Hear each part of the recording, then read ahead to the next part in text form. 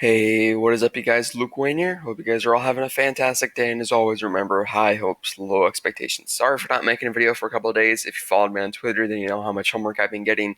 But as always, now that I'm making videos again, please subscribe to get more updates on this game and to help a small channel out. But now let's get down to business. So, Patrick Redding, the creative director of this game, and Flu Marty, the senior gameplay designer, I think that's what she does, did an interview with IGN, and they gave away some interesting details. Let's jump right into it. So IGN asked them if combat will feel like the Arkham games. Is this a familiar beat 'em up combat system? I already covered this in my gameplay analysis video, but I guess this is good that they're doing an interview just so everyone gets to see it, because I know not everyone watched my gameplay analysis video. But not too much new information here. You can obviously read it if you want. Special moves and things like that can vary, I'm sure. But in terms of having both attacks and defensive choices, having a range of combo choices, and having variations in strike types and attack types, being able to combo in your range attacks as well as melee attacks, all of that is there. So this is going to be an in-depth combat system. Like I said in my gameplay analysis, it's not going to be a poor system. It's going to be good, and it is going to retain some of the base Arkham DNA of being able to bounce from one person to the next. But it's just not going to be a huge focus. And other special abilities tied to the stamina bar in the bottom left. I covered this again in my video. The purple bars, yes it is. And he just says that right there. Open world, there's absolutely no level gating whatsoever, which is very good. I love that, especially with the map too. But just like in Thugs, you're not going to have to be level 30 before you can progress through the story with the character. It is going to be amazing. This sounds amazing, guys. And again, it truly is wonderful, because in my video I made, my last video I made actually said that there might have been level gating with the map, but that was wrong, so that's good news. And here, what do enemy levels mean to the player then? Because there is no level gating, then what's the point of having enemy levels above their heads? Because some enemies have like level 5, 8, 10 above their heads. What does that mean? And he goes, it's true that as you're getting more powerful in your progression, you're going to see a sliding scale in terms of not just the level of enemies, but in some of the types of enemies that you're going to be coming up against. But it's not a grind. It's not a situation where you say, oh God, I'm going to have to grind do this type of mission in order to level up this, then I can get this. It's really that when you encounter an open world crime activities and other activities that involve the AI, you're going to see a range, right? You might see what guys are a little bit weaker than you. You might see guys that are a little bit stronger than you, and how you approach either of those situations. It presents you with some either of those situations. It presents you with some choices that you're going to have to make. Like, is this a situation where I'm going to have to swap out a piece of equipment because I think I'm going to handle it better this way? Do I want to take a more stealthy approach? All those options are available to the player, and the level of your enemy is just one of the factors deciding that. I think this is very good, and I don't think you're going to die by one hit from a level 30 enemy when you're a level 2. It's not going to be like that. I think the enemies are going to upgrade with you. You're not going to see too high level of enemies at the beginning of the game. The more you upgrade your character, and depending on what character you're playing as, depends on how hard the enemies are. But it's not going to be stupid level gating. And of course, ooh, that beautiful screenshot of the new game. I love it. How different can the night become? Oh yeah. Okay, so between the ability skill tree for Red Hood, this is very important, which is very unique, and his gear spec, and the way you can modify and upgrade both his ranged weapons, and his melee weapons, and his suit, absolutely. In fact, that range between character builds remains actually quite robust throughout the entire game. This kind of ties into something later that we're bringing up. Oh yeah, and how does the gear work? This is very important, because of course gear, we can imagine some gear is going to be better than other pieces of gear. I don't think it's going to be that way. Like I said in my gameplay analysis video, I think it's going to be more of a subjective offensive and defensive choice. But of course, we all want good looking gear besides just stats, and he answers that very well here. So just to be clear, when we talk about gear, we're talking about your melee weapon, your ranged weapon, and your suit, which has to be certain armor characteristics. In the trailer, by the way, guys, we see Batgirl wielding nunchucks, but in the gameplay analysis, she's utilizing some sort of baton or something, which I think you are going to have customizable melee weapons and ranged weapons, which is amazing. This game is going to be like an RPG, but in a good way. It's not going to be riddled with these poor microtransactions. It's going to be like Ghost of Tsushima, where you can customize your stats. Everyone liked Ghost of Tsushima. That was the perfect RPG gear system. I love the way it utilized the gear. I thought it was very well done. Sorry, I just moved my chair. And then it's your style. That's sort of skinning the suit. So you can swap out your stats with your weapons and ranged weapons and some of your suit armor plates, but overall there's also going to be a lot of cosmetics that don't actually affect your stats, which is good, because that way you can also customize your character, not only in terms of stats, but in terms of how you want Batgirl to look. You don't want to turn some red. So when we get distinct suit looks, kind of like, I think it's going to function similar to shaders in the Injustice series, how you can completely customize your character, but the color scheme will be the same, and it'll kind of make the suit come together depending on what shader you are wearing. Alright, so continuing with the next one, what does co-op offer above single player? Can two players play co-op with the same character? He actually gives a surprising answer that I was not expecting here. Because the characters are so distinct from each other, there's a bit of asymmetry. If you remember one of the things up here I said to come back to, this is it right here. They're all very different from each other. Yeah, the Red Hood. Anyways, they're all very different from each other, so teaming up is kind of awesome. What he's trying to say is playing with two different characters like Red Hood and Robin is going to be better than playing with two Robins, because then you have more gameplay variability, and you have a more of a unique style, and these characters are going to learn how to help each other out in combat, and it's going to be better playing with two different characters. But you can actually have two characters at once, two of the same characters at once, which is weird to me. I didn't expect that answer. It's pretty cool. It's nice that they're giving players that sort of freedom, and someone on Twitter had the theory that the clone character, if you're playing two Batgirls, one of the Batgirls could be Clayface or something. That's interesting because Clayface was a part of the original Gotham Knights crew in the original Gotham Knights comic, I think. So that'd be an interesting explanation. I don't know how they're going to do that. It might not be canon to the story, but we'll just have to wait and see. But I think it's very interesting. And also another screenshot of Gotham Knights, this one of Nightwing and Red Hood. Ooh, that looks beautiful. And that the Belfry and just the skies. Oh, this is going to be such a beautiful map with all that Gotham fog down. Oh my god. Is this games as a service? This is very much not designed as games as a service. There's an ability tree which is different for each of the characters, and there's a gear you can craft, and so choices that you're going to be making, but that does not mean that this is a games as a service. There's nothing wrong with the games as a service, guys. It's just that they've been given a bad name from games like Avengers, which kind of released a half-finished game at launch, and then they finished it later. Overwatch is an example of good games as a service, but a lot of times games as a service means that you're going to release a half-finished game at launch, and then just support it with, half job free content. It's just not fun. If you don't know what a games as a service even is, don't worry about it.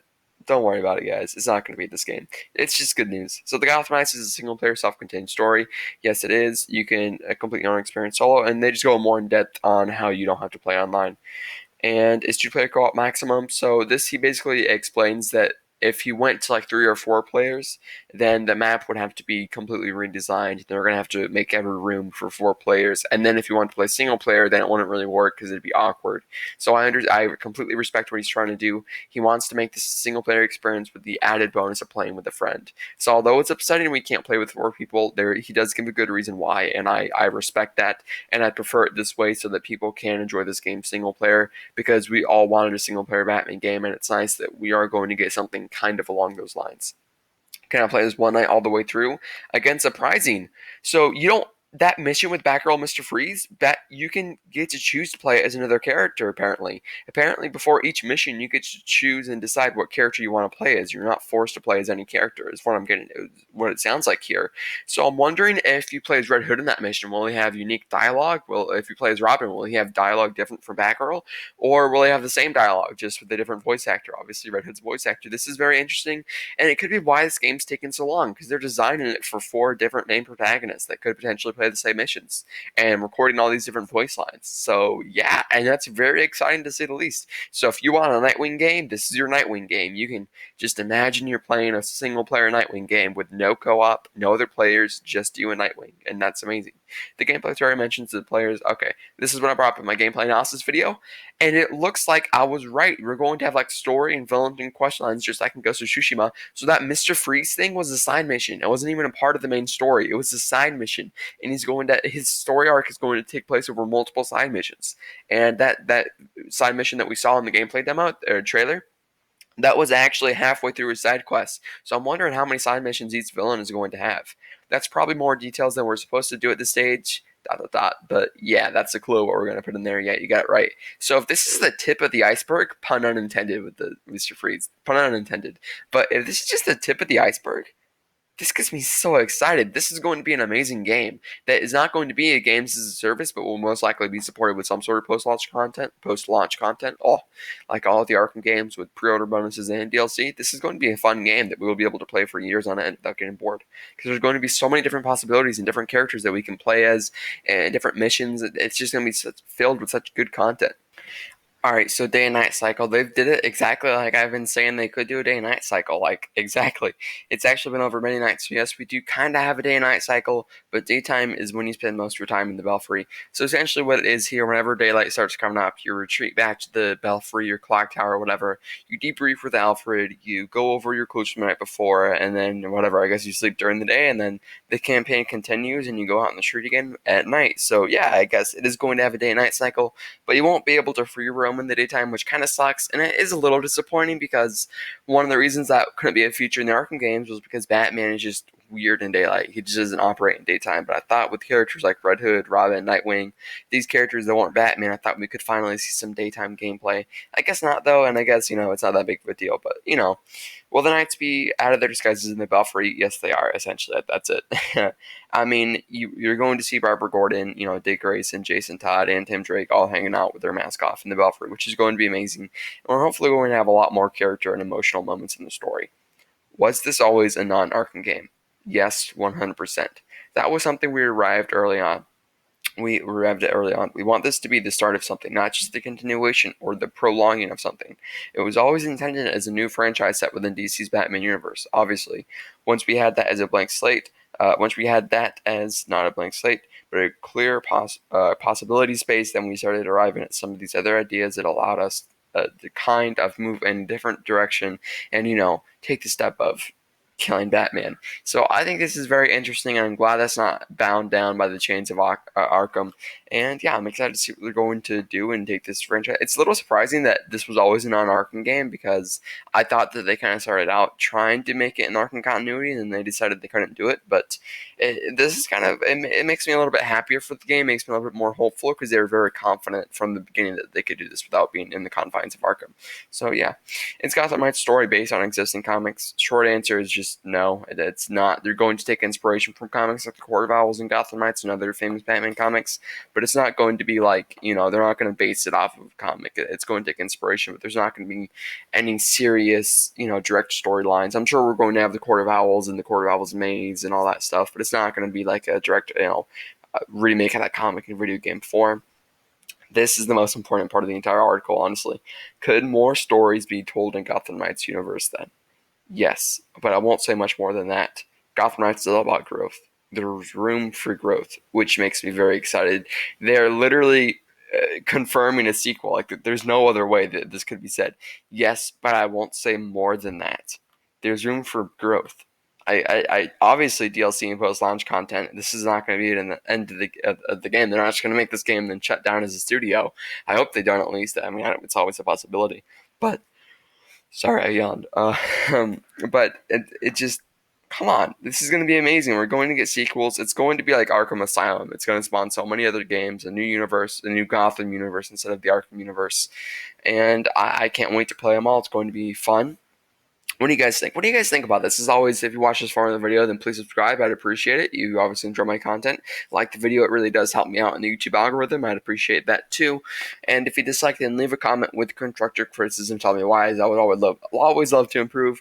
Have any good microphone recommendations, PC recommendations? I'm looking into that right now. I don't want to spend too much money, but I'll drop a good 6, 7, 800 on the PC. I don't know, but I need a new PC besides this Chromebook that can actually edit videos and have a decent OBS screen recorder. And I need a new microphone that isn't this $50 broken gaming headset that I taped back together. So thank you guys for watching this. Appreciate it. I hope you guys are going to have an amazing day after this. I hope I made your day a little bit better, even though I am a little bit late on the news. I'm sorry, but school's been busy. Stay awesome, y'all, and peace.